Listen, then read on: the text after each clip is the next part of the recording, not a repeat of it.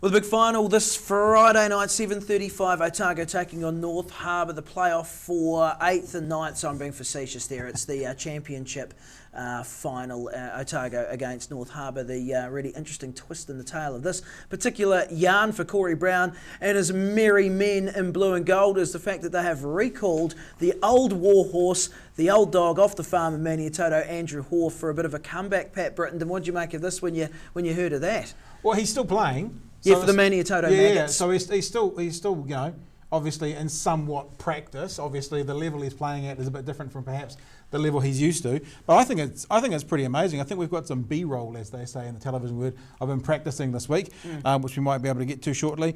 But I think that it's a great story. I like the idea.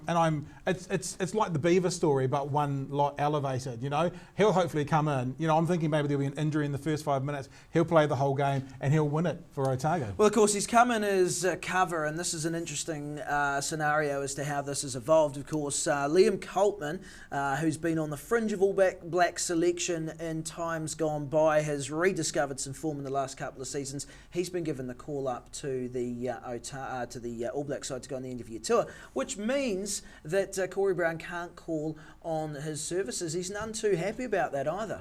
Well, you can understand because basically Coltman's been riding the pine for the ABs for a bit.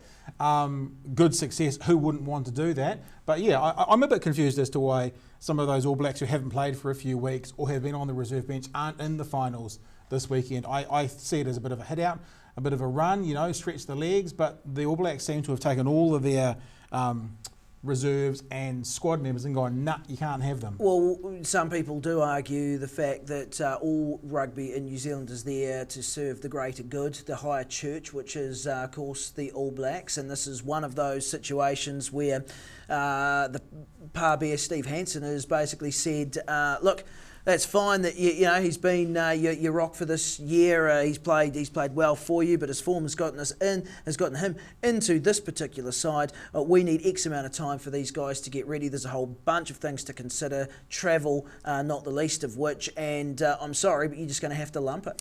And I guess we now want to know: will Otago be winners on the night? Move up to the Premier from the Championship. I believe North Harbour came third in the end of season stats in the table. So you got to say Otago odds on to actually take it out as well. Yeah, they are. They're at home. I think if you look through most of the games or the fixtures, including Heartland Championship throughout the course of this coming weekend, I think you'd probably favour the home side. Don't forget North Otago as well in a final as well, and Heartland Championship going up to Wanganui. But in fact, going up to King Country in Tikawiti. But the thing is, I'd probably give it to Otago, probably unders. They have played North Harbour. They won against them earlier this season.